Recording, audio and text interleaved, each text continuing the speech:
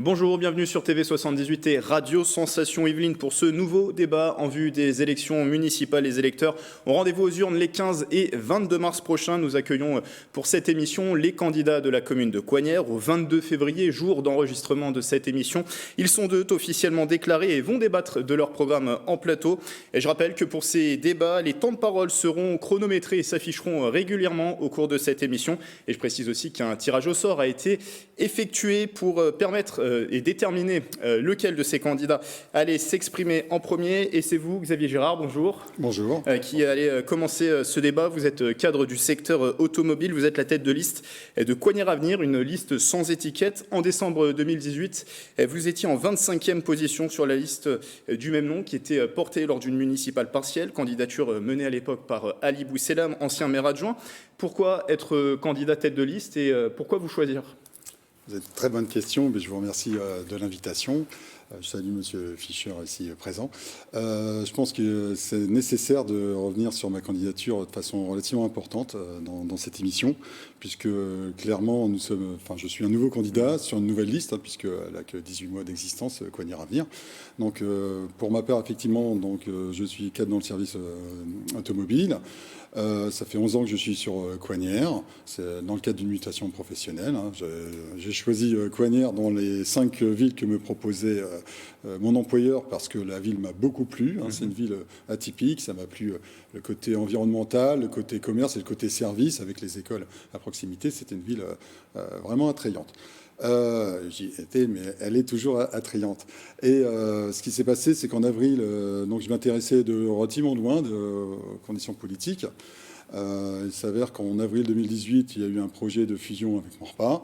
Nous nous sommes retrouvés dans la rue clairement, puisque nous étions contre le projet. En tout cas, comment il a été communiqué, prononcé, et la vitesse, la précipitation qu'on nous a donné l'information.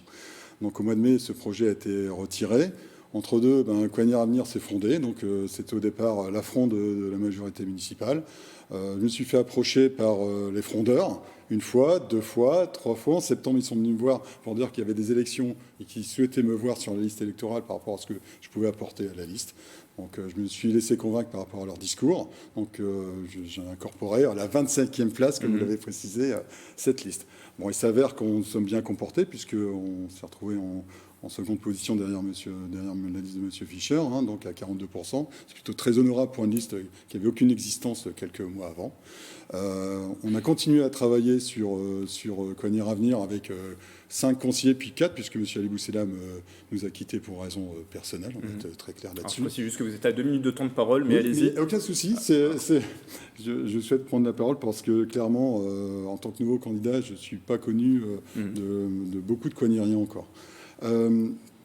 Donc, j'ai repris la liste Coignères Avenir en juin, pour être très clair, au départ de M. Ali Bousselam. Et puis, il nous semblait indispensable de faire une opposition actuellement à la liste à M. Fischer, tout simplement, parce qu'il n'y avait aucun opposant en titre. La liste est composée actuellement de 27 personnalités, dont une seule a été conseiller municipal. Donc, c'est une liste complètement nouvelle. Elle est composée de personnes, des employés, des ouvriers, des cadres, du public, du privé. Donc des gens qui ont envie de faire des choses pour Coignères. C'est vrai, ça sort vraiment de l'élan coignérien. Et donc ils m'ont élu président parce qu'il semble que je suis plus à même de mener cette liste.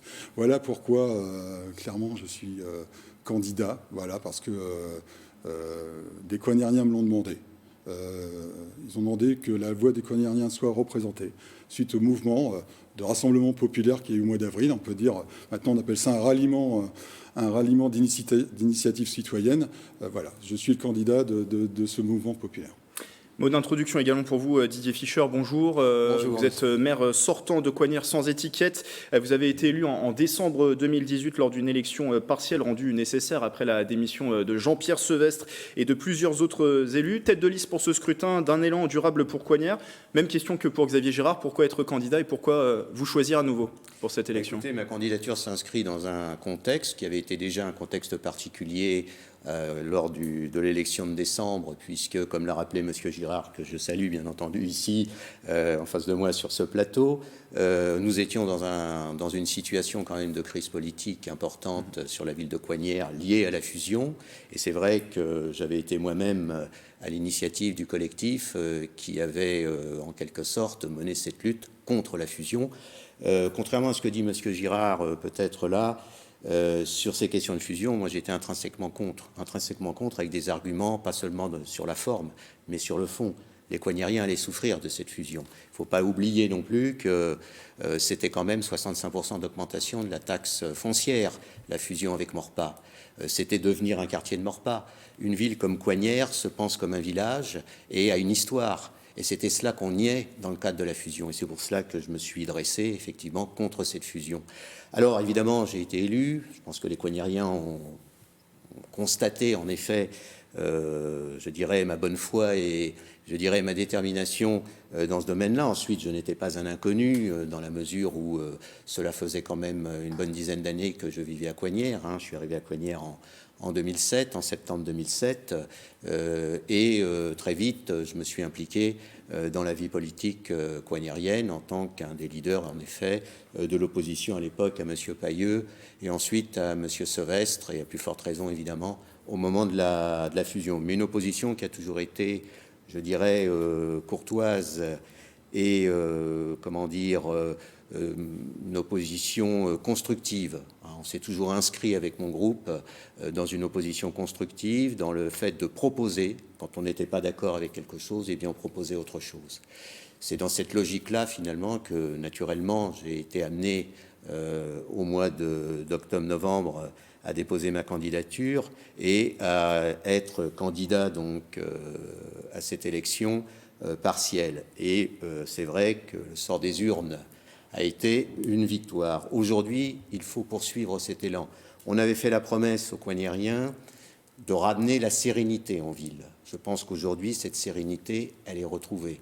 On avait aussi fait la promesse aux Coignériens de redonner un élan, en quelque sorte, à l'action municipale. Je pense qu'aujourd'hui, vu le bilan que nous avons, cet élan, il est réel. Et cette action municipale, je dirais, elle est constatée aujourd'hui par une grande partie quand même des Coignériens. Donc, ce que je demande simplement en étant candidat aujourd'hui, c'est de poursuivre cet élan. En fait, on est dans cette logique de poursuivre cet élan et de s'inscrire non plus dans un nouvel élan, mais dans un élan durable. Et c'est tout le sens de ma candidature. Coup d'œil sur les temps de parole, vous êtes environ tous les deux à 3 minutes de temps de parole. Voilà pour l'introduction de ce débat. Avant de poursuivre, regardons les principaux enjeux pour cette campagne des municipales à Coignères. Ils sont présentés par Mickaël Elmidoro.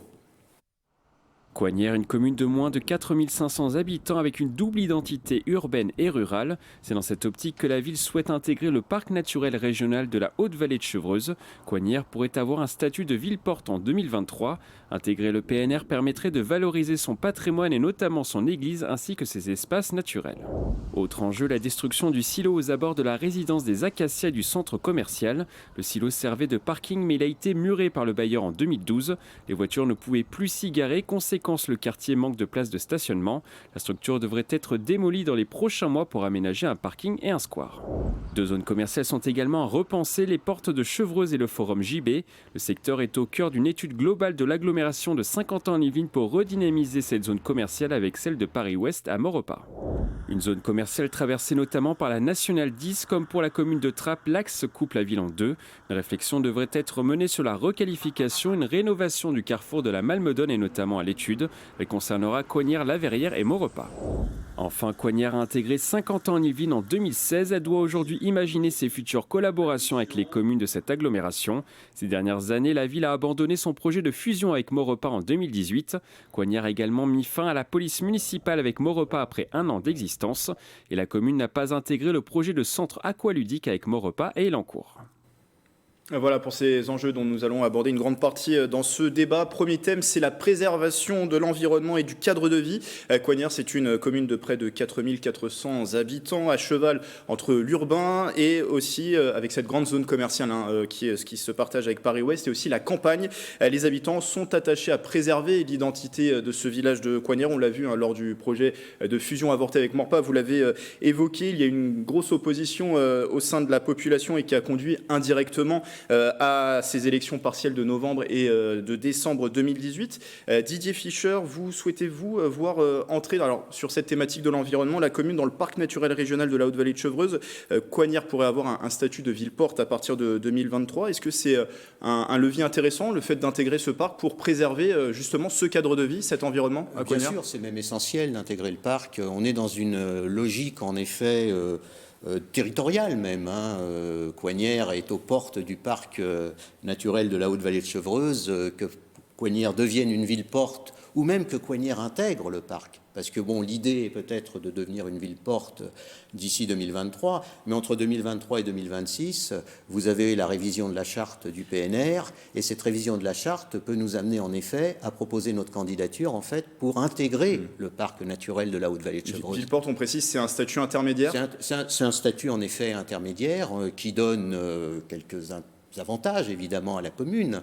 Le fait d'être ville-porte, ce n'est pas rien, bien entendu, mais ça peut aussi présager une intégration ensuite future dans le PNR, et je pense qu'il faut que nous allions vers cela. Parce qu'en fait, intégrer le PNR, c'est d'une certaine manière profiter aussi des avantages de l'ingénierie, par exemple, du parc. C'est aussi redonner une autre image, en fait, à notre commune traversée par la Nationale 10, commune aujourd'hui avec des zones d'activité, on va en parler, qui se dégradent. Tout cela ne donne pas l'impression, en effet, d'être une commune à la pointe aujourd'hui de l'environnement. Cela dit, c'est une fausse impression, parce que les Coignériens savent très bien qu'on y vit bien, Coignères. Je prends un témoin, Monsieur Girard, ici présent. Les Coignériens savent qu'on vit bien, Coignères, savent que derrière la Nationale 10, il y a un village agréable, savent qu'il y a 70%, pratiquement 70% de la commune qui sont des espaces naturels, des terres agricoles, des bois, et qu'on n'est jamais à moins de 10 minutes, en quelque sorte, des bois ou des champs quand on habite Coignères. Donc on a une qualité de vie qui est quand même très acceptable. Alors cette qualité de vie, bien entendu, il faudra qu'on l'améliore, et c'est l'objet de nos programmes, enfin tout au moins du mien en l'occurrence, d'essayer d'améliorer, bien entendu, cette qualité de vie. Mais je crois qu'il faut qu'on s'inscrive non pas dans du greenwashing, parce que c'est souvent ça le cas. Aujourd'hui, on parle beaucoup environnement, amélioration du cadre de vie, et ainsi de suite. Je crois qu'il faut avoir une pensée beaucoup plus globale et se penser comme une ville en transition. Et c'est bien cela. Et se raccrocher, par exemple, à ce qui est le pacte de la transition écologique. Et aujourd'hui, dans les propositions que nous faisons, que mon équipe et moi-même faisons, eh bien, une bonne vingtaine, finalement, entrent dans cette perspective du pacte de la transition écologique. C'est-à-dire, c'est l'avenir de Coignères, cela, d'une certaine façon. On va transformer notre commune progressivement. Des choses ont déjà été faites, on ne part pas de rien. Moi, je ne nie pas tout ce qui a pu être fait par les autres équipes, mais je crois que résolument maintenant, il faut s'engager dans d'autres perspectives et intégrer le PNR. C'est pas seulement symbolique, c'est déjà mettre le pied dans cette transition écologique. Xavier Girard, est-ce que intégrer le PNR pourrait être intéressant? Est-ce que vous avez aussi d'autres propositions pour préserver cet environnement et ce cadre de vie à Coignères? Je pense que oui, on ne peut être que d'accord de rentrer dans le PNR. Évidemment, nous avons d'autres propositions, notamment d'aménager certaines zones qui sont laissées en désuétude, comme le quartier des Acacias. Il faut travailler avec France Habitation pour aménager cette zone qui est clairement un espace vague laissé à l'abandon. Donc là-dessus, on a des propositions. On a des propositions pour rénover les parcs. On a le parc de la Prévendrie qui est aussi dans un état, je dirais, déplorable. On a un aire de jeu pour enfants qui n'est pas adapté. On a un espace qui est complètement laissé vivre. On a un gros projet sur le parc de la Prévendrie où il faut mettre un certain nombre de choses. Il y avait un projet qui était... C'est parti, ça, Monsieur Girard, sur la Prévendrie. Vous savez très bien qu'on y travaille en ce moment sur le projet. Nous y travaillons aussi. C'est pas nouveau, la Prévendrie. La Prévendrie, c'est le parc de la Prévendrie, c'était une demande des conseils de quartier. Oui. Donc c'est une demande des conseils de quartier qui a été prise en compte, en effet. Et aujourd'hui, on est en train de faire les études nécessaires, effectivement, pour réaménager ce parc de la Prévendée. Je suis tout à fait d'accord avec vous. Ces jouets ces jeux pour enfants sont aujourd'hui, je dirais, dans un état assez déplorable. Il n'y a pas eu d'entretien, il n'y a rien eu. Il faut effectivement revenir. D'ailleurs, il faut redessiner complètement le parc aujourd'hui, ça c'est sûr. Allez-y, monsieur Girard, parce que vous êtes un petit peu en retard sur le temps de parole sur cette les thématique. acacias, je suis surpris parce qu'il y a un projet sur les acacias. Alors, il y a eu ce silo. Il y a un vrai projet. La destruction du silo qui est prévue. La destruction du silo, elle est prévue. On va laisser monsieur Girard s'exprimer sur cette thématique de l'environnement. Allez-y. Vous êtes surpris, mais bon, encore faut-il le dire. Le silo, c'est qu'une étape. Clairement, elle est bien insuffisante, comme l'avait précisé M. Fischer. C'est pas suffisant, bien sûr. Oui, c'est clair. Donc il faut aller plus loin dans pour ce quartier des acacias. On a juste un permis de détruire. Donc non, on a un permis d'aménager, on a un permis de destruction, on a un permis d'aménager, M. Girard. Alors je vais vous demander de vous laisser chacun la parole. Allez-y, M. Girard. Vous êtes à 4 minutes de temps de parole. Allez-y. Voilà, donc oui, si je peux m'exprimer. Non, mais clairement, donc il y a un certain nombre de choses à faire, notamment également dans les résidences, aménager des parcs de jeux, parce qu'il n'y en a pas. Il y a l'aménagement, on en parlera peut-être un peu concernant le Val-Favry, donc parler comment travailler avec Saint-Quentin-en-Yvelines. Le Val-Favry fait partie du périmètre de Saint-Quentin-en-Yvelines. Il y a des choses à faire, puisque là aussi, il n'y a aucun aménagement sur cet espace-là. L'environnement, c'est aussi la cuisine, avec la cuisine centrale qu'on a imaginée pour nos enfants. Il faut parler des circuits courts, du bio, mais encore faut-il avoir la main sur le circuit. Donc on pense également à aménager une cuisine centrale pour la RPA et pour les écoles de notre ville. C'est également aménager des voies de circulation douces, et c'est là-dessus nous avons également pensé à subventionner tout un certain nombre de choses, comme des vélos électriques. Voyez, des idées, on en a beaucoup. Le programme, il en a pression, il va être distribué la semaine prochaine. Vous aurez l'occasion de le voir dès la semaine prochaine avec nos différents candidats. Voilà. Alors on passe d'ores et déjà à la deuxième thématique, puisque on avance dans cette émission. Si on veut avoir le temps d'aborder toutes les thématiques, vous pourrez y revenir. Vous avez un mot de thématique libre à la fin de cette émission. Déjà, coup d'œil sur les temps de parole. Xavier Girard, vous êtes à 5 minutes 28. Didier Fischer, 6 minutes 41. Et on va aborder maintenant la deuxième thématique, qui est l'économie et l'emploi. Coignères, en plus d'être une commune de campagne, a sur son territoire 2 zones commerciales, les Portes de Chevreuse et le Forum Gibet. C'est une zone commune avec celle de Paris-Ouest, sur la commune de Maurepas. L'agglomération de Saint-Quentin-en-Yvelines, dont Coignères fait partie, a lancé d'ailleurs une réflexion pour repenser cette zone commerciale. On va commencer avec vous, Xavier Girard. Est-ce qu'il faut repenser justement cette zone commerciale? Quelles sont vos propositions en la matière sur l'économie et l'emploi? On parlera de l'emploi juste après, mais d'abord sur l'économie. D'abord sur l'économie. Mais en fait, les deux sont liés. Il n'y a pas d'emploi sans économie et vice-versa. Donc sur l'emploi, sur l'économie, clairement sur les 2 parcs qui sont dans le périmètre de Saint-Quentin-en-Yvelines, oui, on peut être que d'accord, on a un consensus, on s'est rencontrés dans les ateliers de concertation avec l'équipe de M. Fischer. Il y a des aménagements à faire, d'accessibilité, de lisibilité des zones, où il manque vraiment, par thématique, il faut aménager les zones. On sait très bien que le commerce traditionnel est en perte de vitesse, donc il faut aussi repenser tout ce processus commercial, mais c'est surtout penser aux autres commerces. C'est ça qui m'inquiète beaucoup sur Coignères. Il y a toutes des zones comme la zone la zone qui se trouve derrière le National 10, qui est vraiment également très abîmée et n'est pas dans le périmètre de Saint-Quentin-en-Yvelines. Et là, il y a un vrai sujet avec les commerçants. Alors, sur l'économie, on pense travailler main dans la main avec le club des entreprises, dont je fais partie depuis plusieurs années. Donc, quand je vous dis qu'il y a un sens avec l'emploi, il est là, c'est à ce moment-là. Et ce qu'on compte faire comme proposition, c'est amener Saint-Quentin-en-Yvelines à travailler avec nous pour créer une pépinière d'entreprise sur la zone de Coignères. De faire des entreprises... Là, c'est également une proposition de M. Fischer, de faire du coworking, c'est-à-dire un espace de travail partagé. Il faut savoir qu'il y a beaucoup de micro-entrepreneurs, de petites entreprises, voire de très petites entreprises. Et c'est là que vient l'emploi. Et puis ensuite, clairement, il faut un forum, et c'est là où on rejoint l'emploi. Il faut un forum commun, un endroit spécifique où les gens de la mairie, où les gens de Saint-Quentin-en-Yvelines, où les employeurs se rencontrent de façon fixe et puissent échanger sur les emplois, sur les stages à proposer. Alors on précise qu'il y a déjà un forum de l'emploi qui se déroule chaque année à Coignères. Il faut peut-être l'étoffer. On va voir ça avec M. Fischer. Déjà aussi vos propositions sur l'économie, avant de parler de l'emploi, cette zone commerciale, est-ce qu'il faut effectivement la repenser? Est-ce que vous avez des propositions pour redynamiser aussi les commerces de proximité? Bien sûr, non, mais effectivement, ces zones d'activité sur Coignères sont à repenser. C'est des zones vieillissantes, c'est une conception, je dirais, des années 80-90, et aujourd'hui, ça ne fonctionne plus. On le sait bien, on sait bien que les nouveaux modes de consommation font que cela ne fonctionne plus, ou tout au moins est en perte de vitesse. Alors, ce n'est pas encore catastrophique, mais je crois qu'il faut agir avant que ça le devienne. C'est ça le fond du problème. Alors, effectivement, il y a tout un travail qui est mené aujourd'hui avec Saint-Quentin, sur Paris-Ouest, le Forum Gibet et les portes de Chevreuse. C'est ça le périmètre aujourd'hui de l'étude. Moi, j'ai plaidé dans le cadre, je dirais, de ce travail pour qu'on étende notre regard au-delà, qu'on ait une vision beaucoup plus globale, qu'on englobe notamment toute la partie des broderies et la partie aussi de la latérale sud, afin qu'on ait, je dirais, une action qui soit une véritable action sur ces commerces et sur ces zones d'activité. Alors, quoi faire? Le problème, il est là.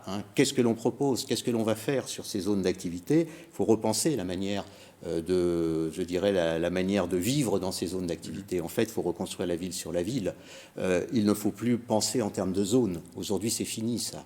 Il n'y a plus un géographe, il n'y a plus quelqu'un qui pense aujourd'hui l'espace et le territoire en termes de zones. C'est fini. En fait, il faut le penser en termes de ville, il faut le penser en termes d'aménagement, il faut y amener les circulations douces, notamment. Et il faut y créer des tiers-lieux, il faut y mettre de la végétalisation, il faut végétaliser ces lieux. Il faut faire en sorte que les consommateurs aient plaisir à aller dans ces zones. Ce n'est pas le cas aujourd'hui. Quand vous avez pu voir les études qui ont été faites par Saint-Quentin sur ce sujet, on voit bien qu'on y va à reculons. On y va parce qu'on est obligé d'y aller, parce qu'on va y trouver effectivement ce qu'on y cherche, mais on y va souvent à reculons. D'où la difficulté d'ailleurs d'un certain nombre de ces entreprises, et notamment tout ce qui est hypermarché, enfin tout ce qui est grande distribution, aujourd'hui est gravement en difficulté. Alors moi, mon souci, c'est pas seulement effectivement les zones d'activité, c'est aussi le commerce de centre-ville qui a quasiment disparu de notre commune du fait justement de cette ceinture commerciale autour de la ville. Alors, le commerce de proximité, il faut le relancer. Il faut un véritable plan, et c'est ce que nous proposons en ce qui concerne ce commerce de proximité. Et là, je pense que la municipalité a un rôle à jouer avec Saint-Quentin, mais c'est pas dans la compétence. Le commerce de proximité n'est pas dans la compétence de l'agglomération. La compétence de l'agglomération, c'est l'économie d'une manière générale et les grandes zones d'activité. Donc, mais malgré tout, la réflexion avec Saint-Quentin est évidemment essentielle dans ce cadre-là. Et je pense que l'on peut redynamiser notre commerce de proximité. Alors, pour revenir aux acacias, je sais que vous proposez d'y faire du logement, d'y faire des choses de ce type. J'ai vu ça dans un article dans la presse, je crois que c'était la Gazette de Saint-Quentin. Je précise juste que vous arrivez bientôt à 10 minutes de temps de parole. Dans la Gazette de Saint-Quentin, en effet, cet espace doit être réaménagé, mais moi je ne veux pas faire de la densité. Je ne veux pas bétonner le centre-ville aujourd'hui de Coignères. Je pense qu'il faut mieux repenser finalement, je dirais, le logement à travers notamment le réaménagement, entre guillemets, de nos zones d'activité. On va reconstruire la ville sur la ville, on va mêler de l'activité économique et du logement. C'est la seule manière, à mon avis, de réussir, en fait, cette transition, et c'est une véritable transition écologique, ce dont je parlais tout à l'heure. Avec des projets liés, on va vous donner la parole, Monsieur Girard, peut-être vous entendre sur l'emploi, vous en parliez tout à l'heure. À Coignères, en tout cas, il y a un taux de chômage qui est assez élevé par rapport au reste des Yvelines, aux alentours de 15%.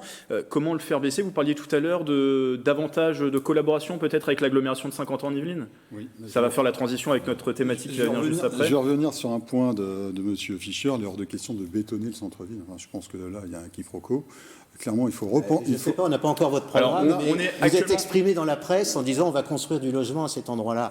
Donc, alors, soit la presse ne vous a pas... non, mais vous permettez que je termine. le réaborder dans notre thématique libre. À la fin, je vais vous demander de parler juste de l'emploi avant de passer il n'y a pas de souci, à autre chose. Allez-y, je vous laisse il est hors de question de bétonner, comme vous dites. En fait, il faut recréer un centre-ville. Enfin, il faut créer un centre-ville puisqu'il n'y a pas de centre-ville à Coignères. Je pense que ça peut être un lieu d'espace où, notamment, il y a des commerces de proximité. Il existe existe de très beaux bâtiments en 1 ou 2 étages, où on peut allier des commerces de proximité en rez-de-chaussée et des appartements sur le premier et le deuxième étage sans que ça fasse du bétonnage. Clairement, on a un manque de logement cruel sur la ville, sur du T2, T3.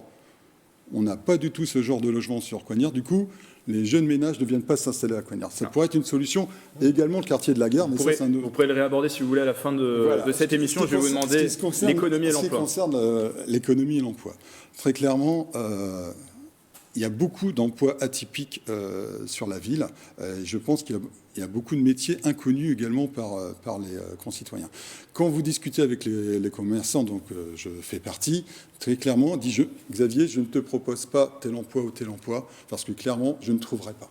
Donc, à un moment donné, il n'y a pas l'interface qui se crée. Et pourquoi l'interface, elle ne se crée pas? Je veux dire simplement parce que, au niveau des employés municipaux, ça se trouve dans la municipalité, et les commerçants se trouvent sur l'autre rive. Il faut réunir les deux entités et créer un forum commun qui soit créé de façon partenariale. Et c'est là-dessus que je pense avoir pas mal d'idées, parce que j'ai travaillé dans le recrutement sur Coignard, donc je peux apporter des choses. Je peux apporter des choses vis-à-vis des demandeurs d'emploi pour travailler sur leur projet professionnel.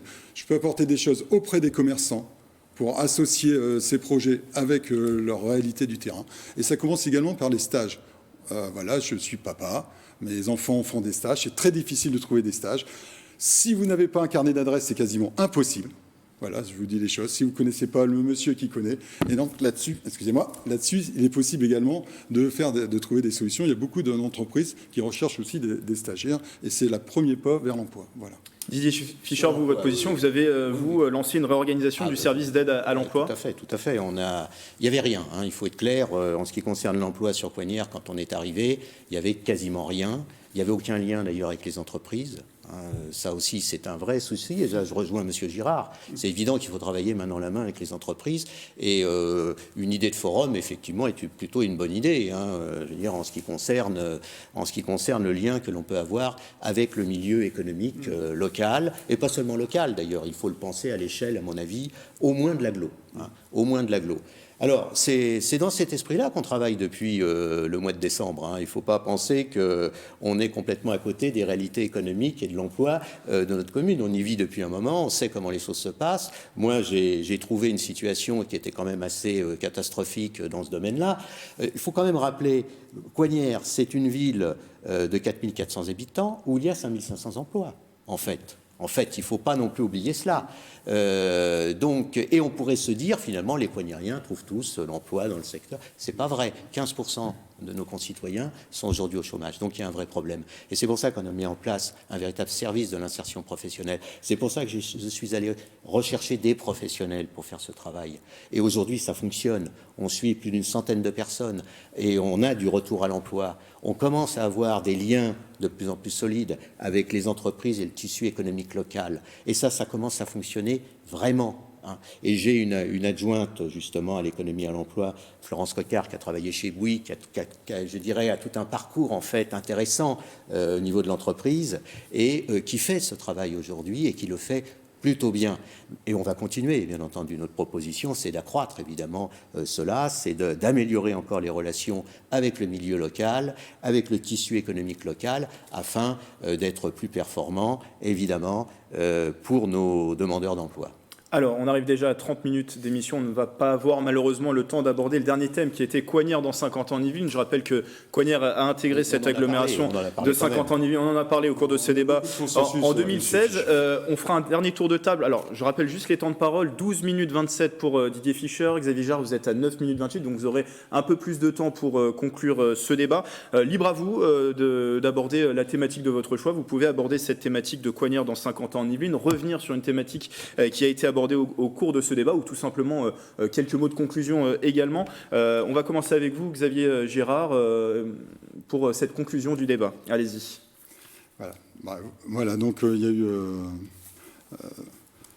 2 présentations qui ont été faites. On a beaucoup de consensus avec l'équipe à M. Fischer. Bon, il n'a pas encore eu notre programme, mais il verra qu'il y a beaucoup de choses en commun.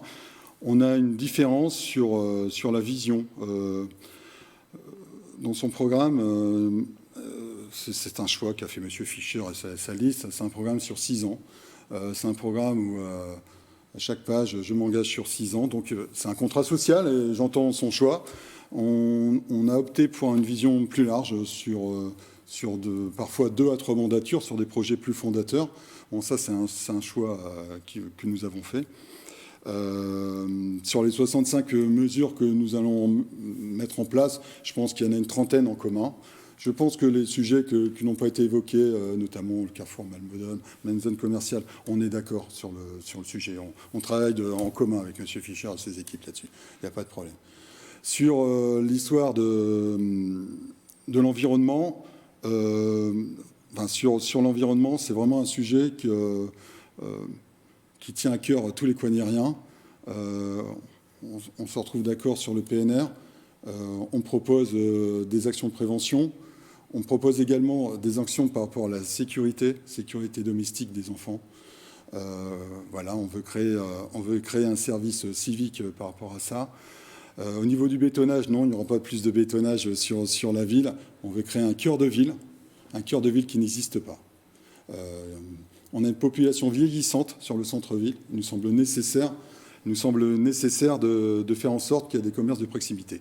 On veut créer un pôle multiservice au sein de la mairie qui reprendrait le CCAS et différents intervenants, notamment des intervenants en psychologie, des intervenants sur des associations à l'addiction, sur les méfaits de la drogue. Ça nous permettra, dans cette nouvelle maison intergénérationnelle du parc de la Prévenderie, dont M. Fischer se targue d'avoir eu l'initiative, de créer cet espace que les parents ont besoin. Voilà. Notre sujet, je dirais, notre Coignard Avenir est vraiment basé sur la famille.